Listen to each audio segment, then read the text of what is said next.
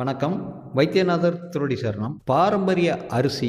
இந்த பாரம்பரிய அரிசியில் சர்க்கரை நோய்க்குன்னு ஸ்பெஷலாக ஒரு 4-5 வகை அரிசி இருக்குது. அதில் தூய மல்லி அப்படிங்கிறது மிகவும் பெஸ்ட்டு. தூய மல்லி அப்படி இல்லைன்னா சிவன் சம்பா. இன்றைக்கி நம்ம இந்த பொன்னி இந்த மாதிரி மிகவும் சன்ன ரக அரிசிகளை நம்ம சாப்பிட்டு பழகிட்டோம்.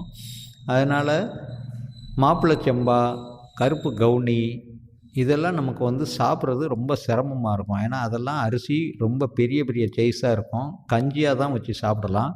இந்த சிவன் சம்பா தூய மல்லிலாம் பொன்னி அரிசி மாதிரியே மிகவும் சன்னமான அரிசி ரகம். இதை நம்ம சாப்பிடும்போது உடம்பு ரொம்ப ஆரோக்கியமாகவும், சாப்பிட்றதுக்கு குழந்தைகள் முதல் பெரியவர்கள் வரை ரெகுலராக நம்ம சாப்பிட்ற அந்த பொன்னி அரிசி மாதிரியே இருக்கிறதுனால அது சாப்பிட்றது மிகவும் சுலபமாக இருக்கும். நல்ல வாசனையும் இருக்கும். பழைய சோறு கூட சாப்பிடலாம். நம்ம பழைய சோறு சாப்பிட்டாலும் டயாபிட்டிஸ்லாம் கூடாது, பயப்படாமல் சாப்பிடலாம்.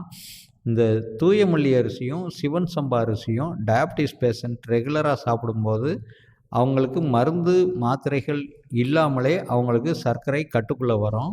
பால் சார்ந்த உணவு சாப்பிடாமல் இருக்கணும். வெள்ளை சர்க்கரை சாப்பிடக்கூடாது. இனிப்பு அதிகமாக உள்ள பழங்கள் சாப்பிடாம தூய மல்லி, நவதானியம், சிறுதானியம் இதெல்லாம் அவங்க எடுத்துக்கிடும்போது ஒரு அற்புதமான பலன் அவங்களுக்கு கிடைக்கும். நன்றி, வணக்கம். வைத்தியநாதர் திருவடி சரணம்.